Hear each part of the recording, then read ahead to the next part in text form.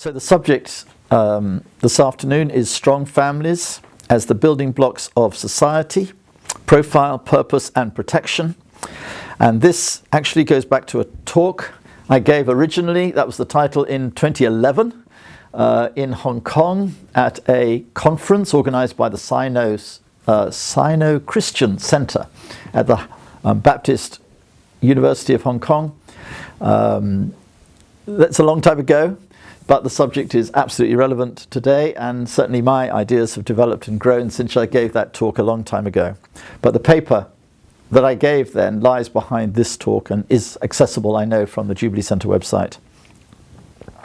So I'm going to cover this in three parts. I'm going to look at the biblical foundations, and then going to look at the subject, profile, purpose and protection of families in the Bible.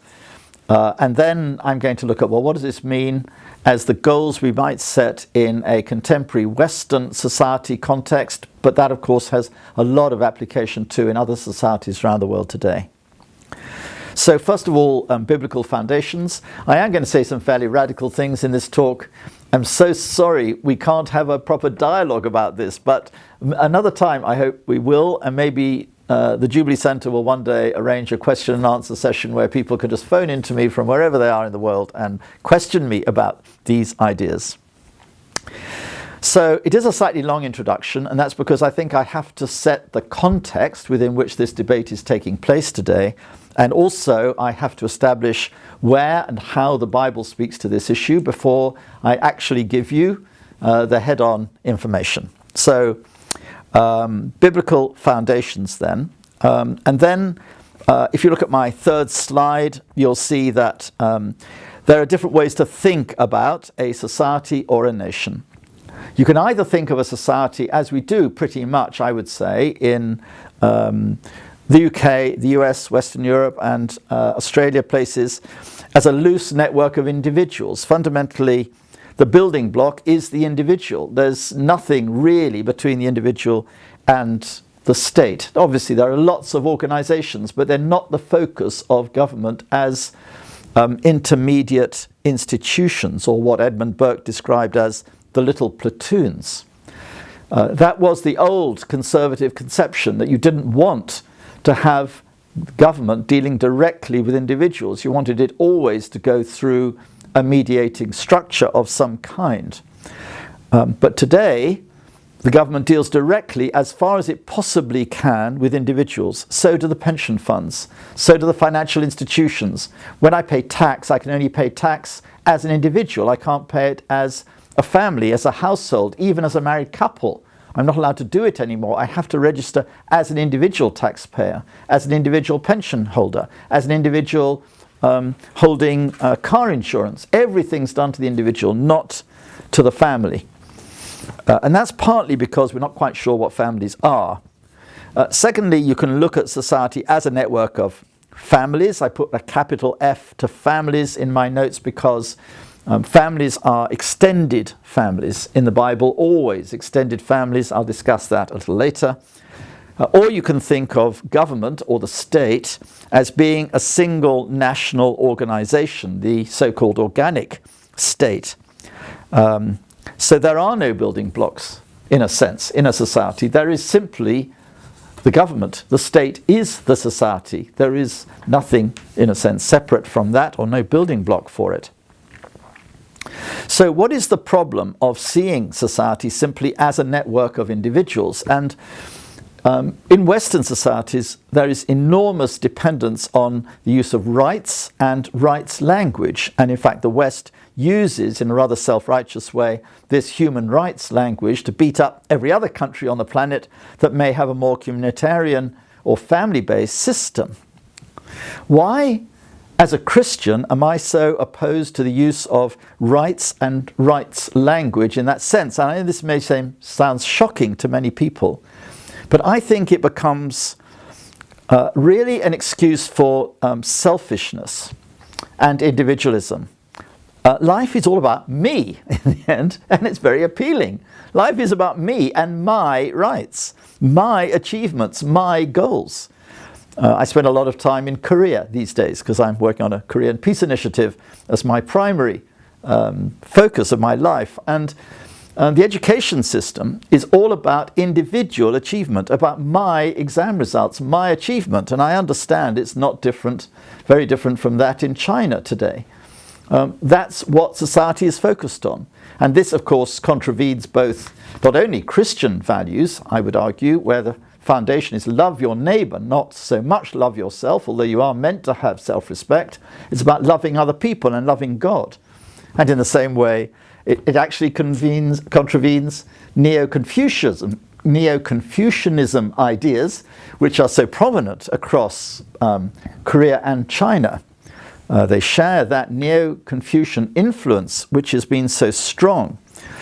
But it does lead, I think, to selfishness, but also conflict, because in the end, everyone's claiming their rights from the government. They want more money for their particular interest or concern or their disability, perhaps. I'm not saying that the disability claims are illegitimate. I'm simply saying it tends to be focused on my disability, not our disabilities, plural, where there's a group of people.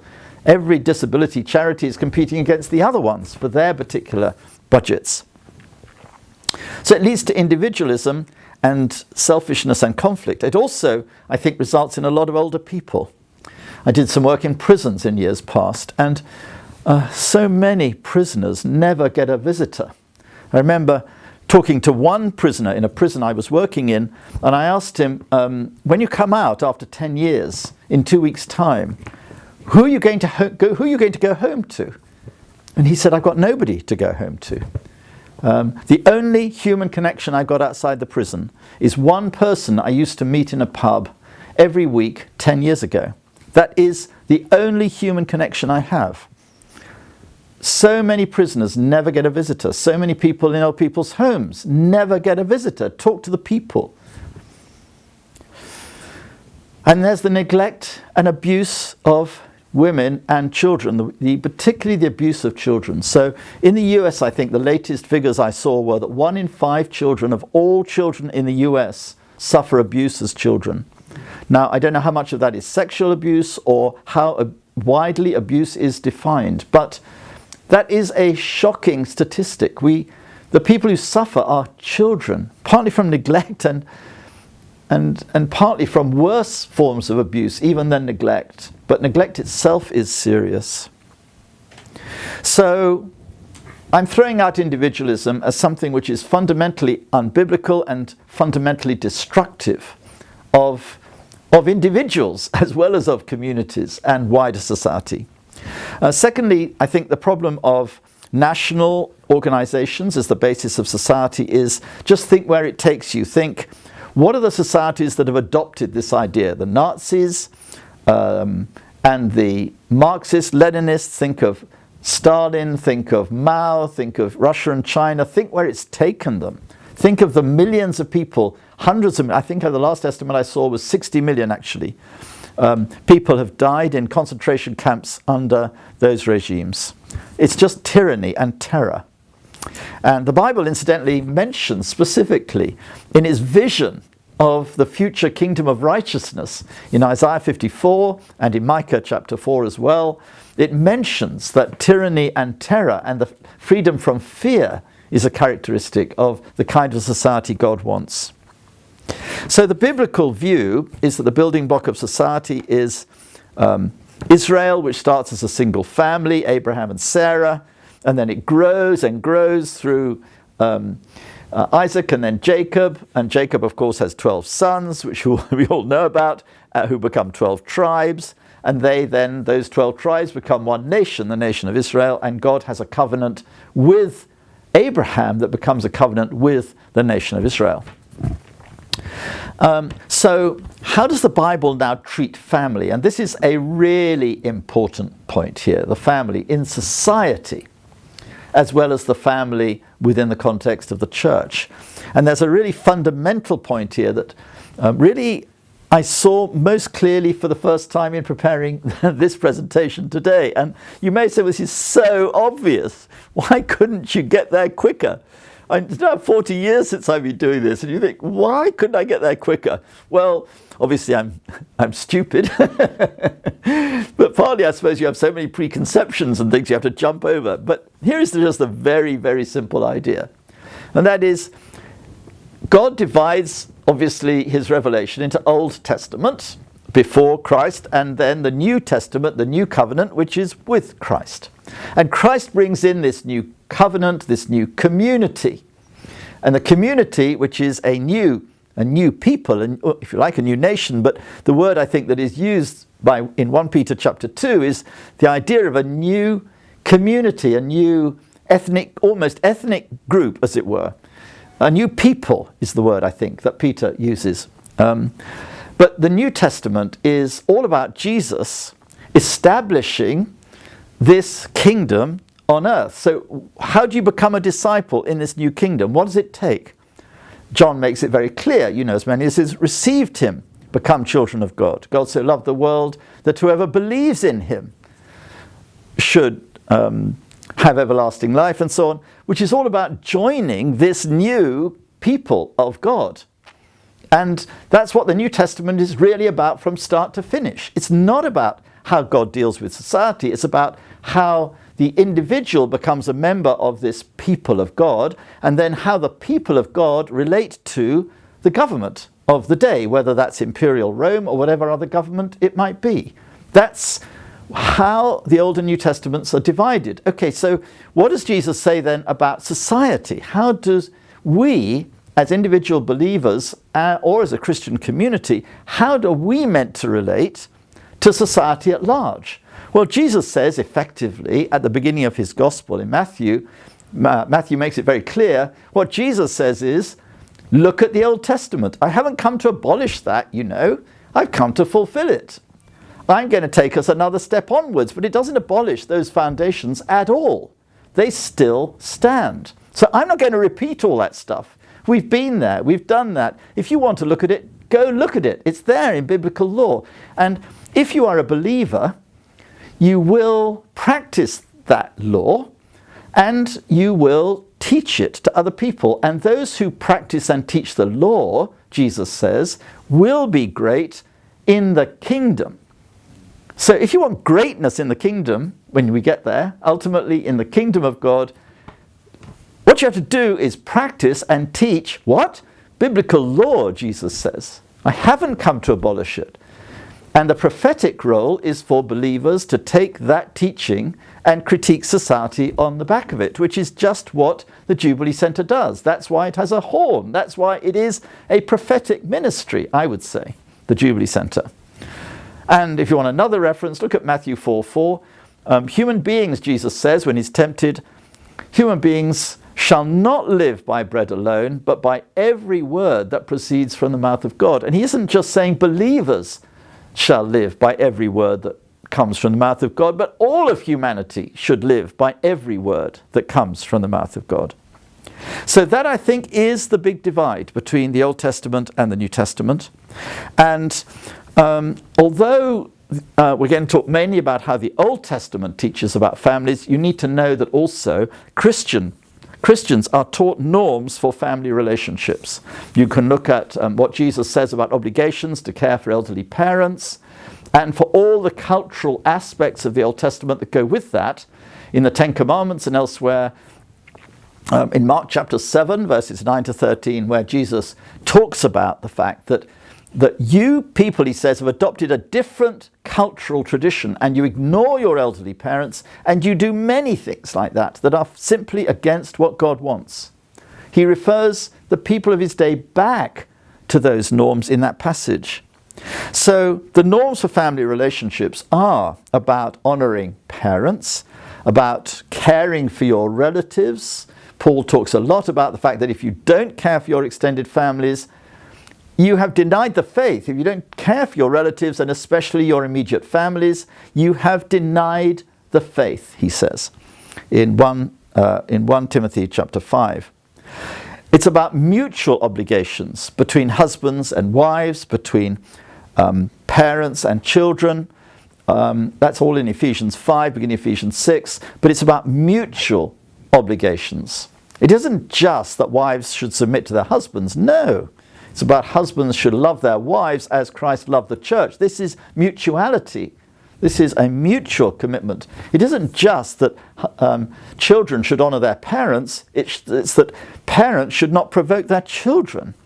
I mean, it's two-sided. Don't neglect your children. That's provoking them. As a parent, you have an obligation to spend time with your children. That's the kind of New Testament emphasis within the Christian community. So there are obligations to the old, to members of the extended families and so on, and you'll notice with my grey hairs I'm very conscious of these obligations to older people, which comes up again later on. So why and how should Christians practice biblical law in multi-faith societies? I'm on now slide 10 if you're trying to keep track of where I'm going on the slides. Firstly, it is God's economic and social design for human well-being and flourishing. And if you want to understand really what that means and where it takes you, you need to look at Deuteronomy chapter 28. Those late chapters of Deuteronomy spell it out very clearly. Here are the blessings that go with obedience. Here are the curses that go with disobedience. Look at society today and you see it very, very clearly being worked out. Remember too that application of biblical law is applying it at the level of principles and not policies. Don't try and get too much into the weeds here. I mean, with Keep Sunday Special, the issue was keep Sunday a special day, keep it free of work, allow families to have time together because time is the currency of relationship and families need time. Almost more than they need money. They need time together. And when people said, well, is the best way to do this to close the shops on one day of the week? Is it the best way to make sure that people don't want to work on a Sunday, to make the employer pay triple time if they make people work on a Sunday?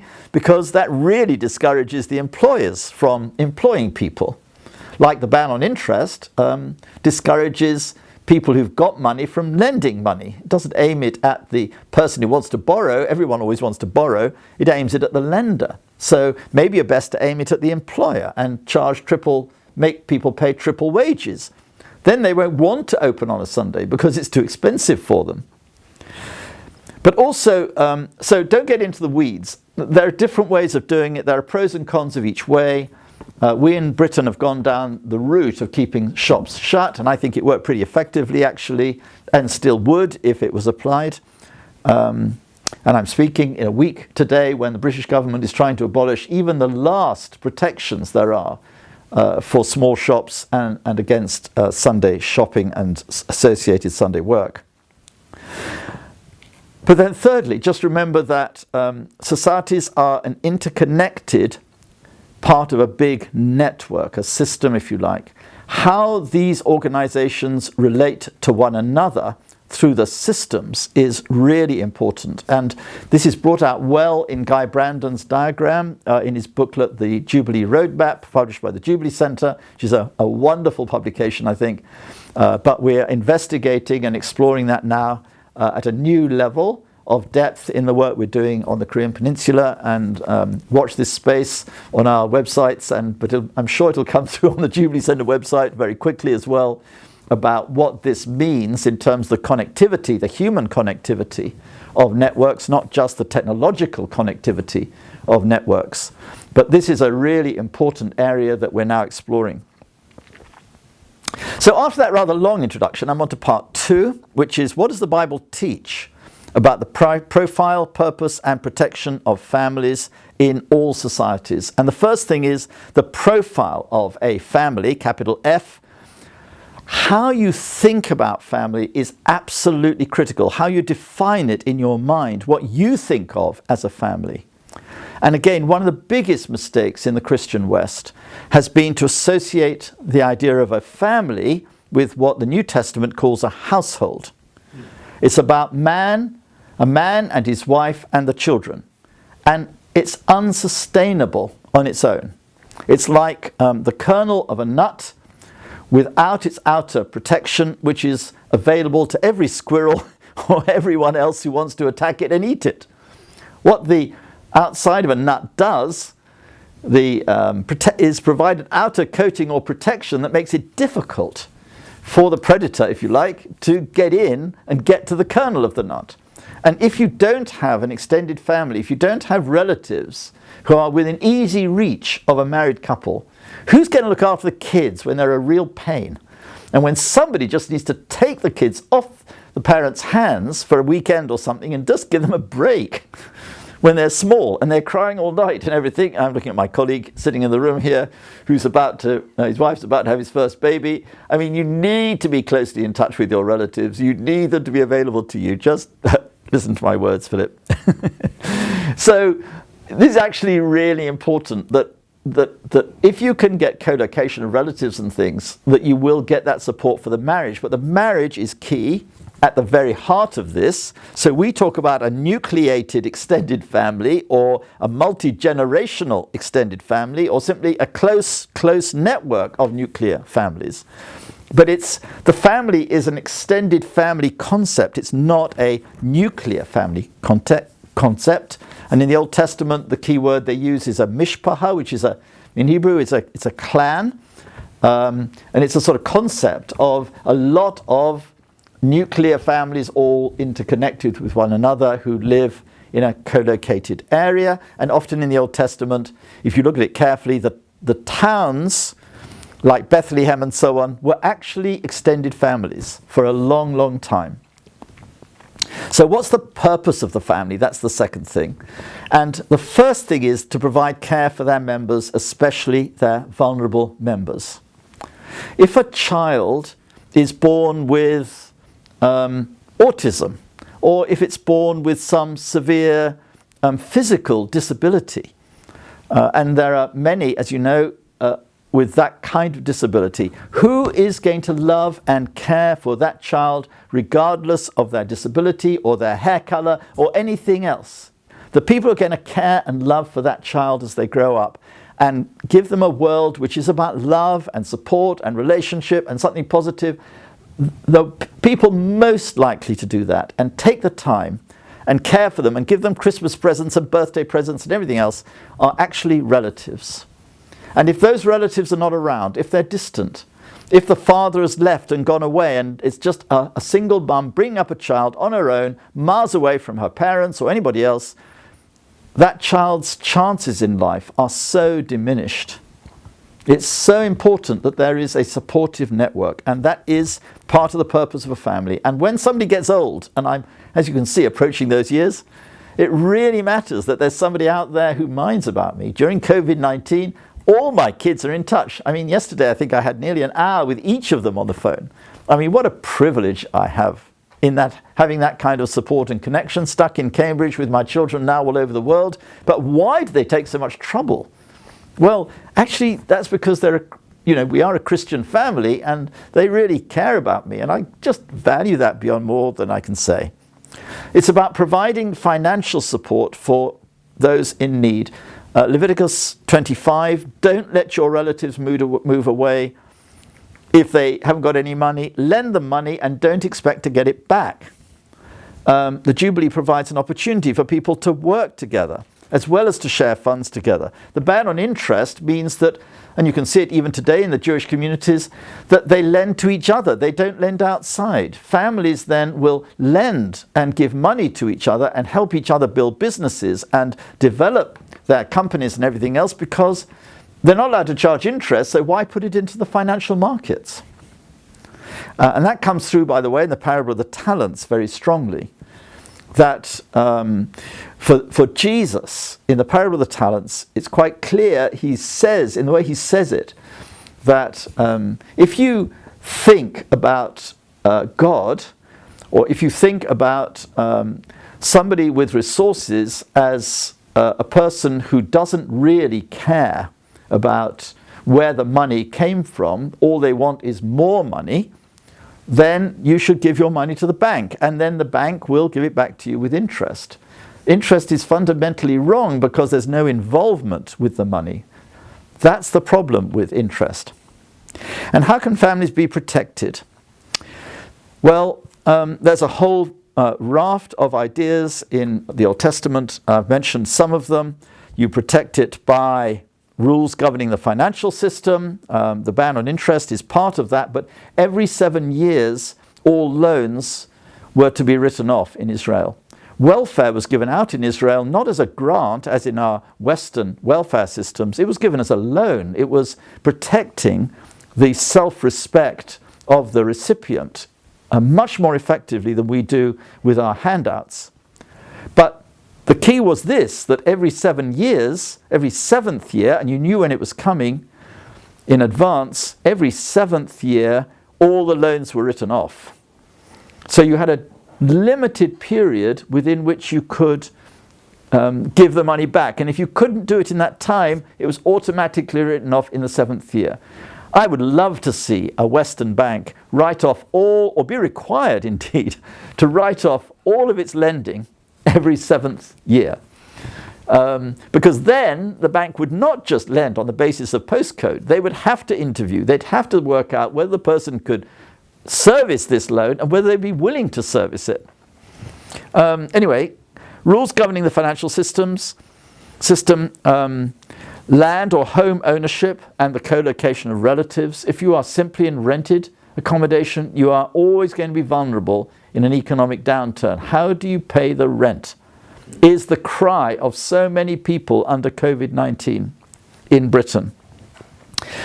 Tight limitations on the role of government, because the government encroaches on the family over and over again in so many ways. It is the government you go to if you want housing, social housing. It is the bank you go to if you want a loan. It is always something other than the family. It is the government that organises defence. The family has no say in that process. And what we're suggesting is that, or what the Bible is suggesting, is that the role of government should be really tightly restricted. The key passage is Deuteronomy 17, 14 to 20, and it talks about not relying entirely on sophisticated military hardware, which in those days was, by the way, horses. So just don't go there. Don't allow the state to accumulate a lot of money. Because if you do, everyone will simply become a servant of government.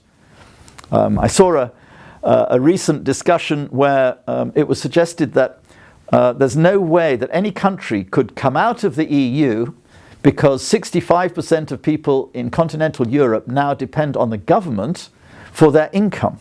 And they would never want to risk that income by coming out of the EU. And the more we hand over power to government, the more we undermine families and even companies and things, and simply get into a situation where government controls everything, the more vulnerable we are to a military takeover, a Nazi-type situation, I would argue. And restrictions on freedom of speech. That seems outrageous, doesn't it? Do we really, as Christians, want to restrict freedom of speech? Well, let me tell you, the Bible is quite clear about that. It's part of honouring parents and part of honouring older people. Please note. So this again is there are restrictions on freedom of speech where it's going to undermine families. And also this idea of a shared weekly day off, compulsory sabbaticals for businesses, for example, to give people who've worked more than 7 years in a company 3 months off so they can spend it with their families with no business obligations, simply making that part of the routine of the way companies operate. And 3-year festivals they used to have in Israel, which where all the families would get together for 10 days, 3 times a year. That's 30 days a year, imagine. I realize some of these things may seem outside our currently what we can manage, but we should just be aware of the possibilities. So what would be some goals then to influence policy in a modern economy, modern society? What should Christians seek to do? So here are some thoughts and ideas we've had. I'm sure that you who are listening from different countries around the world will have ideas that are relevant to your own society once you get hold of the core ideas that we've been talking about. So firstly, governments can provide... No, certainly, sorry, I'm going to back off a little bit. The the first thing is to say that the first thing of primary importance, I think, is to promote, support and protect marriage. A government minister in Britain was saying publicly in Parliament a few weeks back, he said, under COVID-19, we have to have the churches closed. Somebody said, well, what about people who want to get married? He said, well, I think for a year it doesn't matter because they can live together for a year. And then they can decide whether they want to get married or not, and whether by living together this is a good idea. Well, this is fundamentally against Christian ideals and Christian thinking. And the idea that you can just ask young people who are just waiting to get married that they've got to wait a year before they can go to bed together is really tough if they have decided that they want to get married. And I don't really think Christians should easily accept that. Governments also are responsible for national laws about marriage, and they can make divorce easy or difficult. They can make requirements for mediation or have no requirements for mediation. And I think our government in Britain is doing a terribly bad job of protecting and promoting marriage. Although there is a shift of public opinion, I think brought about by the Marriage Foundation and the work of Relationships Foundation in the UK, which has shifted the needle with the media, who are now recognizing that marriage is good for society, it is good for couples, the couples who are married stay together longer, and the children have greater stability than they have when parents are unmarried and they move in and out of cohabiting relationships. Secondly, it's vital to restrain media misrepresentation of marriage. I'm a great fan of a television series called Madam Secretary, and it's about a woman as Secretary of State in the United States, and how she runs her department, but also how the marriage works at home with their teenage children. And I was interested in the interview of Tim Daly as the one who plays the husband of Madam Secretary, as well as for Tia Leone, who's the lady who plays Madam Secretary, as to why they took the parts. I mean, they're both well-known actors. Why did they take those parts? And it was interesting that they gave two reasons. The two of them together said, because we wanted to show what a positive thing marriage is, because the media shows us 95%, 98% is about affairs and marriage breakdowns and everything else, and marriage is portrayed as over and in the past and bad, useless, and affairs and multiple relationships are promoted as good and desirable and everything else. Actually, we wanted to show an example of a family that was strong and robust and could sustain all the bumps that go along the way with marriage. They've been married 20 years in these films, and that's what they wanted to portray. Although I have to say, there is still quite a lot of stuff that as a Christian sort of shows rather a casual attitude towards having these sexual affairs, which I think is slightly unhelpful. But as a whole, the series is extremely positive about marriage. And also, Tim Daly says, I wanted to play a part of a husband who is strong in the context of being married to a woman in a very, very senior position. I wanted to show you don't have to be a wimp and be alongside a powerful woman. You can be next to a powerful woman, and you can be an equally strong character, and the two of you can work that out inside your marriage. He said, that's what really excited me about this script when I took the part. And I was encouraged by that. And I thoroughly enjoy the series, recommend it. If you want to understand about US foreign policy, obviously it's a series on television, so don't take every aspect as literal, but it is interesting. But also I think it's really important that governments keep national records of marriages, births and deaths. In the UK, I think one of the saddest things for me in my lifetime in Britain is the attack on the family, which has come, I don't know whether it's through the feminist community or the gay community or whoever, people concerned about patriarchy and the rest, but the name of the father is no longer on the birth certificate of a child born in Britain.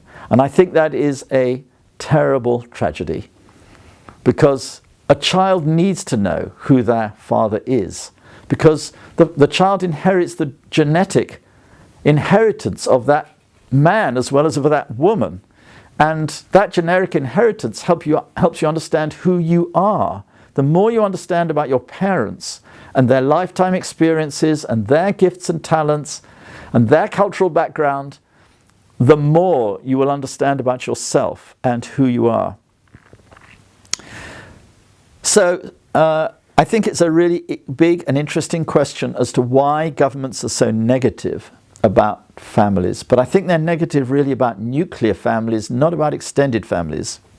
The second area I'd point to is that governments can provide opportunities and motivation and support for families. And we want to see, as Christians, we want to see governments do that. So how can they provide opportunities for families to care and support their members? Well, by guaranteeing a weekly shared day off. Weekly shared day off. I remember when I ran the Keep Sunday Special campaign, somebody who was given a Wednesday off every week but was made to work on Sunday said, I have to work Saturdays and Sundays, but I get Wednesdays off. And at one level, that's great. No one else is around. Have a nice quiet day if I want to go shopping compared to a Saturday or something. In one way, that's lovely. But at another level, I mean, when do I see my children? I mean, they're at school Monday to Friday. They're only at home Saturdays and Sundays. I don't get a single day of the week with my kids. That's a serious lapse of government responsibility. Governments can put limits on working hours. They can put limits on mobility of labour, or encourage people to be and enable people to go back to live close to their relatives. They can limit the size of megacities to reduce travel time to work. So in Germany, after the war, Britain helped to design the new constitution, and one of the requirements of the new Germany, I think to limit their military capacities originally, was to limit the size of cities, I believe, to 1 million. And the result is you have these multiple centres of economic excellence in Germany, whether you think of Munich or Nuremberg or Frankfurt or Berlin. I mean, they're all great centres of excellence in their own right. Whereas we have in Britain, you know, London, Manchester and Birmingham, 3 megacities, that's just about it. So you can limit the size of cities and make them smaller. Then you limit the cost of all of the huge infrastructure costs of these megacities. But more importantly, from families' point of view, you limit the amount of commuting time that people spend. So although I've never studied the question, it'd be an interesting thing for the Jubilee Centre to look at maybe is, well, what is the average commuting time of a German to work compared to the average time of a British person to work? And then you can give responsibility for welfare and some areas of the criminal justice system to families and local communities. The idea of family group conferences that was explored in an early Jubilee Centre publication in the 1990s called Relational Justice. Respite care for long-term carers of people with dementia and things. I mean, if you are at home with a husband with dementia, you need some respite care. Or if you're a husband with a wife with dementia, you need respite care in order to be able to sustain that role. And governments can enable and help to pay for that respite care. And lastly, some goals for influencing policy. I think families are so important. There should not just be a minister for the family in the government. We don't even have that in Britain. But you should have a Secretary of State for the family. It is such an important way of preventing the costs of welfare landing on the government, because the families actually pick up almost all the costs still of care of the elderly, but every year that diminishes because families are not there to do the job.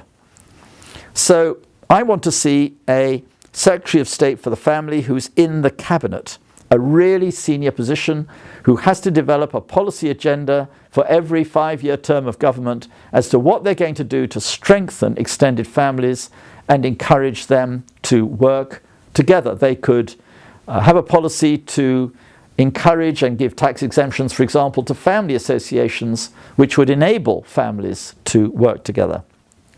I would want to see family impact statements or family impact assessments on all legislation and policy decisions of government.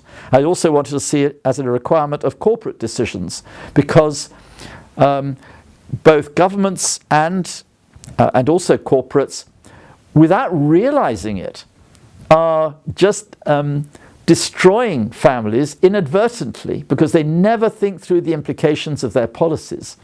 We did a study on this, which was published in a publication, I think, put out by Relationships Foundation, and it looked at the impact of a new policy introduced by the government on unemployment benefit, but it never looked at the implications for relationships and particularly for families. It's produced by Martin Clark. It was the publication was called Building a Relational Society. I think you can still get it from the RF website. But also on the RF website, Relationships Foundation website, there is the family pressure gauge, which is a way of comparing different countries in terms of the financial pressure on families, pressure of finance, housing, employment, working hours, just comparing countries across Europe around a range of metrics. So there are lots of ways that a Secretary of State for the Family could be kept busy bringing in policies that would strengthen extended families in a whole variety of ways, to work together, to lend money to each other, to support one another, and lobby for tax benefits that would go to extended families. And I'd also want to see extended families encouraged and promoted, as it were, to draw in single people who don't have any family relations. I think the aim should be for every single person in the country to feel that they belong to some extended family.